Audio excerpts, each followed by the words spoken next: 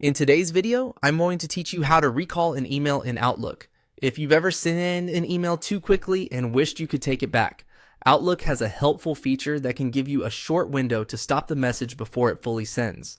In this walkthrough, I'll show you how to set that up so you can use Outlook's undo send delay more effectively. Start by opening Outlook. Once you're in your mailbox, make sure you're on the main mail screen where you can see your inbox and navigation menu. This is where you'll access the settings that control how outgoing messages behave. Next, move to the top right corner of the screen and click the settings icon. This is the gear-shaped icon, and it opens the panel where Outlook keeps many of its customization options.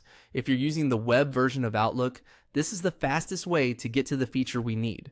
After that, look for the Mail section and click on Compose. This area contains the settings related to writing and sending messages. It's where Outlook lets you adjust how your email drafts, signatures, and send behavior work.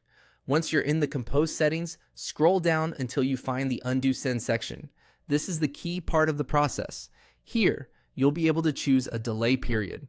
That delay creates a short buffer after you click Send, which gives you a chance to cancel the email if you spot a mistake, forgot an attachment, or sent it too soon. Choose the delay period that works best for you.